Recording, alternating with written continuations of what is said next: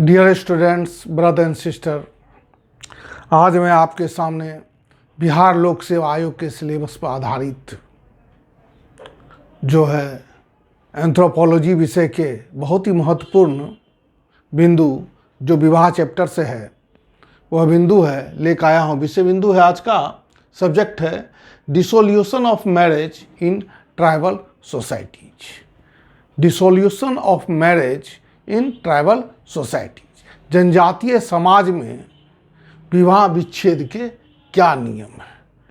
Dissolution, विवाह विच्छेद और dissolution of marriage in tribal society, जनजातीय समाज में विवाह विच्छेद क्या है। विवाह विच्छेद, चलिए आइए चलते हैं विषय बिंदु की ओर।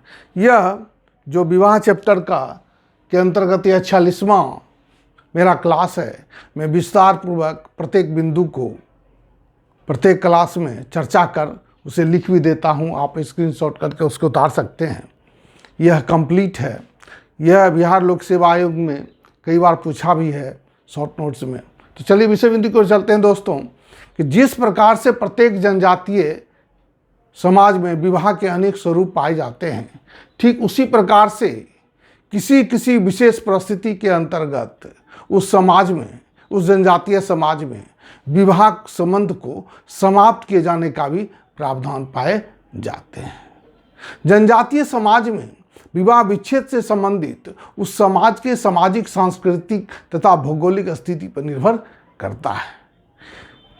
जनजातीय समाज जो पैट्रियार्कल फैमिली है, पैट्रियार्कल यानी कि पितृसत्तात्मक जनजातीय समाज में पुरुष को विवाह से विच्छेद से संबंधित विशेष अधिकार प्राप्त रहते हैं, जबकि मैट्रियार्कल फैमिली यानी मातृसत्तात्मक परिवार है, वह जनजातीय समाज है, तो वहाँ पे स्त्रियों को विवाह विच्छेद से संबंधित विशेषाधिकार प्राप्त रहते हैं। इस प्रकार से विभिन्न जनजातीय समाज में सामाजिक सांस्कृतिक नियमों के आधार पर विवाह विच्छेद से संबंधित अलग अलग प्रकार के नियम पाए जाते हैं।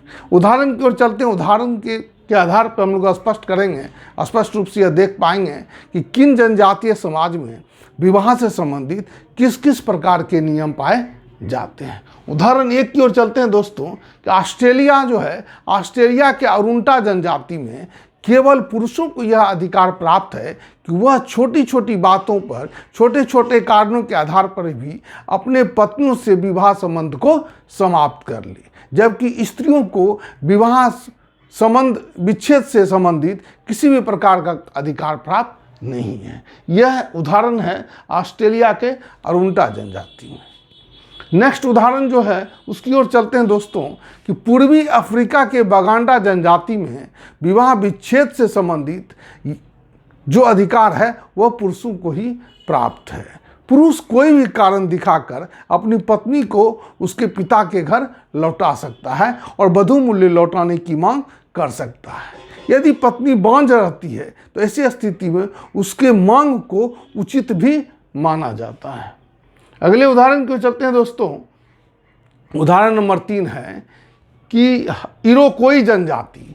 इरोकोई जनजाति एक मातृसत्तात्मक परिवार व्यवस्था है, इसमें पाया जाता है। इस कारण से इस जनजाति में स्त्री को ही विवाह विच्छेद का विशेषाधिकार प्राप्त रहता है। स्त्री अपने पति को अपनी इच्छा अनुसार किसी भी समय घर से बाहर निकाल सकती है। इसके लिए स्त्री क्या करती है, क्योंकि वो अपने पति का सामान जो है घर से निकाल के बाहर कर देती है और वह विवाह विच्छेद माना जाता है। मूरिया गोंड जनजाति में स्त्री तलाक के लिए पहल करती है और अपनी इच्छा अनुसार पति को छोड़ सकती है। मूरिया गोंड ट्राइब में स्त्रियां तलाक के लिए पहल करती है और अपनी इच्छा अनुसार पति को छोड़ सकती है। अगला उदाहरण है दोस्तों, छिड़का हुआ अपाची जनजाति में विवाह विच्छेद के संबंध में स्त्री तथा पुरुष दोनों को समान अधिकार प्राप्त है। इस प्रकार से अनेक उदाहरणों के आधार पर हम लोग पाते हैं कि भिन्न भिन्न जनजातीय समाज में जो तलाक की व्यवस्था है वह भिन्न भिन्न रूप में पाई जाती है, जो उस समाज के सामाजिक, सांस्कृतिक, आर्थिक तथा भौगोलिक स्थिति पर, सांस्कृतिक तथ्यों पर आधारित होती है। देखिए, आधुनिक समाज की ओर चलते हैं दोस्तों, कि आधुनिक समाज में विवाह विच्छेद के लिए अनेक प्रकार के कानूनी प्रक्रियाओं से होकर गुजरना पड़ता है।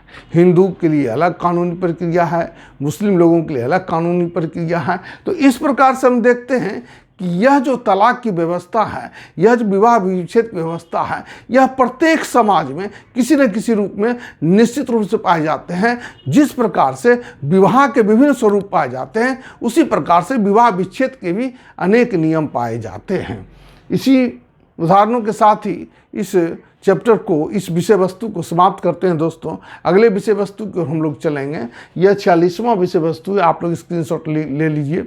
इसका जो है ये इसका शॉर्ट नोट्स भी पूछता है।